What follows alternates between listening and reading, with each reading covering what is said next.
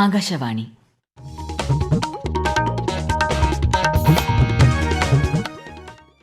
നമസ്കാരം. പ്രാദേശിക വാർത്തകൾ വായിക്കുന്നത് സീന ആന്റണി. പ്രധാന വാർത്തകൾ. G7 ഉച്ചകോടിയിൽ പങ്കെടുക്കാനായി പ്രധാനമന്ത്രി നരേന്ദ്രമോദി കാനഡയിലെത്തി. നിലമ്പൂർ ഉപതെരഞ്ഞെടുപ്പിന്റെ പരസ്യപ്രചാരണത്തിന് ഇന്ന് കൊട്ടിക്കലാശം. മാലിന്യ സംസ്കരണത്തിൽ കൈവരിച്ച നേട്ടങ്ങൾ വിലയിരുത്തുന്നതിനുള്ള സ്വച്ഛ് സർവേക്ഷൺ ഗ്രാമീൺ സർവേക്ക് സംസ്ഥാനത്ത് തുടക്കമായി. ഹയർ സെക്കൻഡറി 1ാം വർഷ ക്ലാസ് നാളെ ആരംഭിക്കും. പ്രവേശനോത്സവം തിരുവനന്തപുരത്ത് മന്ത്രി വി ശിവൻകുട്ടി ഉദ്ഘാടനം ചെയ്യും. ഇറാൻ ഇസ്രായേൽ സംഘർഷം രൂക്ഷം. ടെഹ്റാനിലെ ഇന്ത്യൻ വിദ്യാർത്ഥികളെ നഗരത്തിന് പുറത്തേക്ക് മാറ്റി. സംസ്ഥാനത്ത് ശക്തമായ മഴ തുടരും. കണ്ണൂർ, കാസർഗോഡ് ജില്ലകളിൽ ഇന്ന് ഓറഞ്ച് ജാഗ്രത. ഇന്ത്യ ഇംഗ്ലണ്ട് ടെസ്റ്റ് ക്രിക്കറ്റ് പരമ്പരയിലെ ആദ്യ മത്സരം വെള്ളിയാഴ്ച. വാർത്തകൾ വിശദമായി. G7 ഉച്ചകോടിയിൽ പങ്കെടുക്കാനായി പ്രധാനമന്ത്രി നരേന്ദ്രമോദി കാനഡയിലെത്തി. തുടർച്ചയായി ഇത് 6ാം തവണയാണ് G7 ഉച്ചകോടിയിൽ പ്രധാനമന്ത്രി പങ്കെടുക്കുന്നത്. ഇന്ന് വൈകുന്നേരം ഉച്ചകോടിയിൽ പങ്കെടുക്കുന്ന പ്രധാനമന്ത്രി നിരവധി ഉഭയകക്ഷി യോഗങ്ങളിലും പങ്കെടുക്കും. നിർണായക ആഗോള വിഷയങ്ങളിൽ G7 രാജ്യങ്ങളിലെ നേതാക്കളുമായും മറ്റ് ക്ഷണിക്കപ്പെട്ട രാജ്യങ്ങളുമായും അന്താരാഷ്ട്ര സംഘടനകളുടെ തലവന്മാരുമായും പ്രധാനമന്ത്രി കൂടിക്കാഴ്ച നടത്തും. നിലമ്പൂർ ഉപതെരഞ്ഞെടുപ്പിന്റെ പരസ്യപ്രചാരണം ഇന്ന് അവസാനിക്കും. അവസാന മണിക്കൂറുകൾ ശക്തി തെളിയിക്കാനുള്ള പ്രകടനമാക്കാനാണ് പ്രധാന മുന്നണികളുടെ തീരുമാനം. മഴ പെയ്തിറങ്ങുന്നതൊന്നും അണികളുടെ ആവേശത്തെ തണുപ്പിക്കുന്നില്ല. പ്രധാനമായും നിലമ്പൂരിലും എടക്കരയിലുമാണ് ഇന്ന് വൈകിട്ട് കൊട്ടിക്കലാശം നടക്കുക. ആകാശവാണി മലപ്പുറം ജില്ലാ പ്രതിനിധി സുരേഷ് ബാബുവിന്റെ റിപ്പോർട്ട്. മൂന്നാഴ്ചക്കാലത്തെ പ്രചാരണത്തിലൂടെ ജനമനസ്സുകൾ തങ്ങൾക്ക് അനുകൂലമായിട്ടുണ്ടെന്ന് ഉറച്ച വിശ്വാസത്തിലാണ് പ്രധാന സ്ഥാനാർത്ഥികളെല്ലാം. വികസനത്തിനും ജനക്ഷേമത്തിനും വോട്ട് നൽകി മലയോര ജനത തുടർച്ചയായി 3ാം തവണയും LDFനൊപ്പം നിൽക്കുമെന്നാണ് സ്ഥാനാർത്ഥി M സ്വരാജിന്റെ പ്രതീക്ഷ. നിലമ്പൂരിന് പൊതുവെ UDF മനസ്സാണെന്നും സംസ്ഥാന സർക്കാരിനെതിരെയുള്ള ജനരോഷം കൂടി ചേരുന്നതോടെ 10,000-ന് മുകളിലുള്ള ഭൂരിപക്ഷത്തിൽ വിജയം സുനിശ്ചിതമാണെന്നാണ് സാരഥി ആരടൻ ഷൌക്കത്തിന്റെ അഭിപ്രായം. മുൻകാലങ്ങളിൽ നിന്ന് വ്യത്യസ്തമായി മികച്ച രീതിയിലുള്ള പ്രചാരണം നടത്തിയതിന്റെ നേട്ടം വോട്ടിൽ പ്രതിഫലിക്കുമെന്ന് NDA സ്ഥാനാർത്ഥി മോഹൻ ജോർജും കൂട്ടരും കരുതുന്നു. മുന്നണികളെല്ലാം കടത്തിവെട്ടി ശക്തി തെളിയിക്കാൻ കഴിയുമെന്നാണ് സ്വതന്ത്ര സ്ഥാനാർത്ഥി PV അൻവറിന്റെ ശുഭപ്രതീക്ഷ. മാലിന്യ സംസ്കരണത്തിൽ സംസ്ഥാനം കൈവരിച്ച നേട്ടങ്ങൾ വിലയിരുത്തുന്നതിനുള്ള സ്വച്ഛ് സർവേക്ഷൺ ഗ്രാമീൺ സർവേക്ക് ഇന്ന് തുടക്കം. സ്വച്ഛ് ഭാരത് മിഷൻ ഗ്രാമീണിന്റെ ഭാഗമായി മുഴുവൻ സംസ്ഥാനങ്ങളിലും സർവേ നടക്കും. സംസ്ഥാനത്ത് തദ്ദേശ ഭരണ വകുപ്പും ശുചിത്വ മിഷനും ചേർന്ന് സർവേ നടപടികൾ ഏകോപിപ്പിക്കും. കേരളത്തിൽ 450 വില്ലേജുകളിൽ പരിശോധന നടക്കും. വീടുകൾ, തദ്ദേശഭരണ സ്ഥാപന ഓഫീസുകൾ, സ്കൂളുകൾ, അങ്കണവാടികൾ, പൊതുസ്ഥലങ്ങൾ, മാർക്കറ്റുകൾ, ആരാധനാലയങ്ങൾ, പ്രാഥമികാരോഗ്യ കേന്ദ്രങ്ങൾ എന്നിവിടങ്ങളിലെ മാലിന്യ സംസ്കരണ സംവിധാനങ്ങളും ശുചിത്വ നിലവാരവും പരിശോധിക്കും. സംസ്ഥാനത്ത് ഹയർ സെക്കൻഡറി 1ാം വർഷ ക്ലാസ് നാളെ ആരംഭിക്കും. സംസ്ഥാനതല +1 പ്രവേശനോത്സവം തിരുവനന്തപുരത്ത് Thycaud government model boys higher secondary സ്കൂളിൽ നടക്കും. മന്ത്രി വി ശിവൻകുട്ടി ഉദ്ഘാടനം ചെയ്യും. +1 പ്രവേശനത്തിന്റെ 3ാം അലോട്ട്മെന്റ് ഞായറാഴ്ച പ്രസിദ്ധീകരിച്ചിരുന്നു. ഇന്ന് വൈകിട്ട് 5 വരെ പ്രവേശനം നേടാം. ഇന്ന് മരുഭൂവൽക്കരണവും വരൾച്ചയും പ്രതിരോധിക്കുന്നതിനായുള്ള ലോകദിനം. ഭൂമിയെ പുനഃസ്ഥാപിക്കുക, അവസരങ്ങൾ അനാവരണം ചെയ്യുക എന്നതാണ് ഈ വർഷത്തെ പ്രമേയം.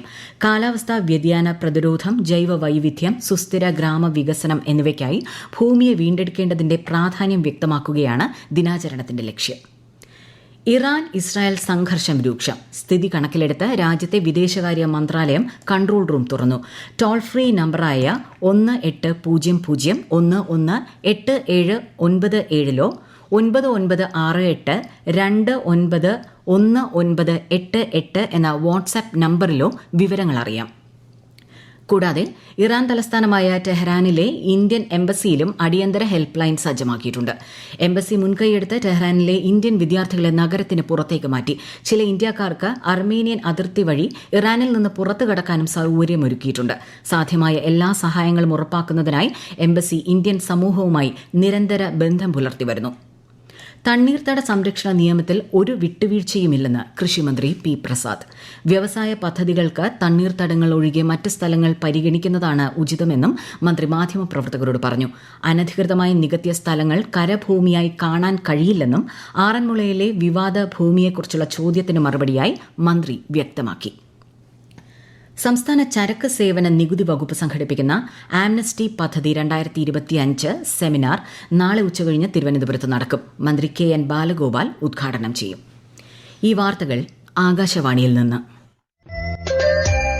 ആകാശവാണി വാർത്തകളും വാർത്താധിഷ്ഠിത പരിപാടികളും All India Radio News Thiruvananthapuram YouTube ചാനലിലും All India Radio News Thiruvananthapuram Facebook പേജിലും AR News_ തിരുവനന്തപുരം ഇൻസ്റ്റഗ്രാം അക്കൌണ്ടിലും AR News_TVM X ഹാൻഡിലും ലഭ്യമാണ്.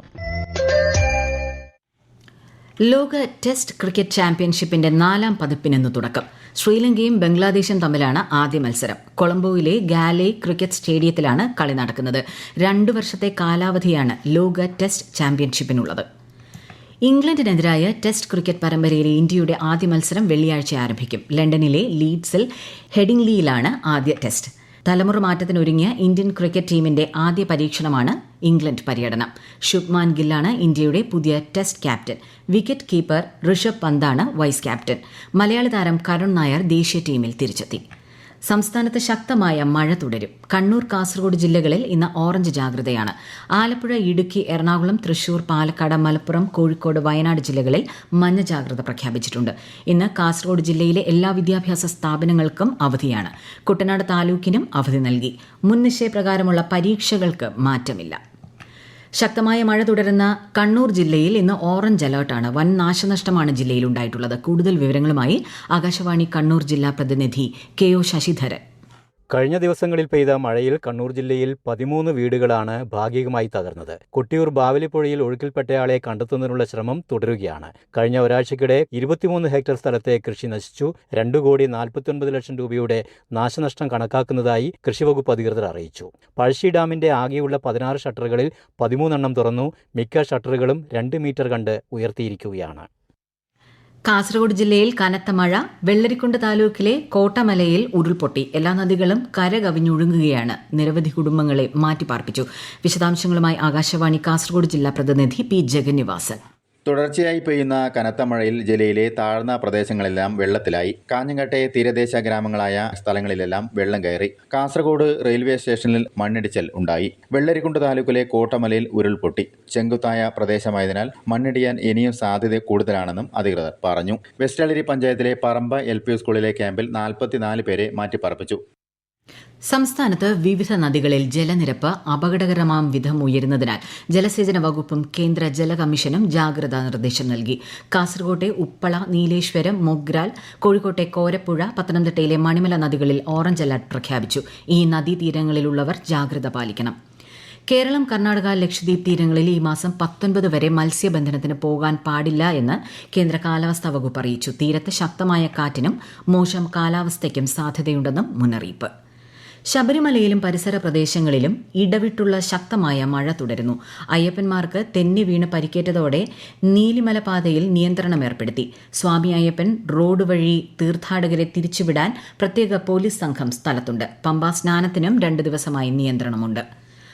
ആലപ്പുഴ അർത്തുങ്കൽ ഫിഷ്ലാൻഡിന് സമീപം കടൽ തീരത്ത് മൃതദേഹമടിഞ്ഞു. അപകടത്തിൽപ്പെട്ട കടലിൽ നിന്നും കാണാതായ വിദേശ പൌരൻ എന്നാണ് പ്രാഥമിക വിലയിരുത്തൽ. വൈജ്ഞാനിക കൃതികൾക്ക് കേരള ഭാഷാ ഇൻസ്റ്റിറ്റ്യൂട്ട് ഏർപ്പെടുത്തിയ പുരസ്കാരങ്ങൾക്കായി കൃതികൾ ക്ഷണിച്ചു. കഴിഞ്ഞ വർഷം ജനുവരി 1 മുതൽ 31 വരെ ആദ്യ പതിപ്പായി പ്രസിദ്ധീകരിച്ച കൃതികളും വിവർത്തനങ്ങളും ഗവേഷണ പ്രബന്ധങ്ങളുമാണ് പരിഗണിക്കുന്നത്. ഈ മാസം 30-നകം കൃതികൾ സമർപ്പിക്കണം. അഹമ്മദാബാദ് വിമാന അപകടത്തിന്റെ പ്രാഥമിക അന്വേഷണ report aircraft accident investigation bureau പ്രസിദ്ധീകരിച്ചതായി അവകാശപ്പെടുന്ന സന്ദേശം സർക്കാർ നിഷേധിച്ചു. സന്ദേശം വ്യാജമാണെന്നും റിപ്പോർട്ട് AAIB പ്രസിദ്ധീകരിച്ചിട്ടില്ല എന്നും പ്രസ് ഇൻഫർമേഷൻ ബ്യൂറോയുടെ ഫാക്ട് ചെക്ക് വിഭാഗം അറിയിച്ചു. കണ്ണൂർ കൊട്ടിയൂർ വൈശാഖോത്സവത്തിലെ പ്രധാന ചടങ്ങായ ഇളനീർ വെപ്പ് ഇന്ന് രാത്രി ആരംഭിക്കും. രാത്രി മന്തംചേരിയിലെ ബാവലിക്കരയിൽ കാത്തിരിക്കുന്ന ഇളനീർ വ്രതക്കാർ രാശി വിളിക്കുമ്പോൾ ഇളനീർ കാവുകളുമായി സന്നിധിയിലേക്ക് ഓടിയെത്തി ഇളനീർ കാവുകൾ സമർപ്പിക്കും. നാളെയാണ് ഇളനീരാട്ടം. പ്രധാന വാർത്തകൾ വീണ്ടും. G7 ഉച്ചകോടിയിൽ പങ്കെടുക്കാനായി പ്രധാനമന്ത്രി നരേന്ദ്രമോദി കാനഡയിലെത്തി. നിലമ്പൂർ ഉപതെരഞ്ഞെടുപ്പിന്റെ പരസ്യ പ്രചാരണത്തിന് ഇന്ന് കൊട്ടിക്കലാശം. മാലിന്യ സംസ്കരണത്തിൽ കൈവരിച്ച നേട്ടങ്ങൾ വിലയിരുത്തുന്നതിനുള്ള സ്വച്ഛ് സർവേക്ഷൺ ഗ്രാമീൺ സർവേക്ക് സംസ്ഥാനത്ത് തുടക്കമായി. ഹയർ സെക്കൻഡറി 1ാം ക്ലാസ് നാളെ ആരംഭിക്കും. പ്രവേശനോത്സവം തിരുവനന്തപുരത്ത് മന്ത്രി ശിവൻകുട്ടി ഉദ്ഘാടനം ചെയ്യും. ഇറാൻ-ഇസ്രായേൽ സംഘർഷം രൂക്ഷം. ടെഹ്റാനിലെ ഇന്ത്യൻ വിദ്യാർത്ഥികളെ നഗരത്തിന്റെ പുറത്തേക്ക് മാറ്റി. സംസ്ഥാനത്ത് ശക്തമായ മഴ തുടരും. കണ്ണൂർ, കാസർഗോഡ് ജില്ലകളിൽ ഇന്ന് ഓറഞ്ച് ജാഗ്രത. ഇന്ത്യ-ഇംഗ്ലണ്ട് ടെസ്റ്റ് ക്രിക്കറ്റ് പരമ്പരയിലെ ആദ്യ മത്സരം വെള്ളിയാഴ്ച. പ്രാദേശിക വാർത്തകൾ കഴിഞ്ഞു. അടുത്ത വാർത്താ പ്രക്ഷേപണം 12:50.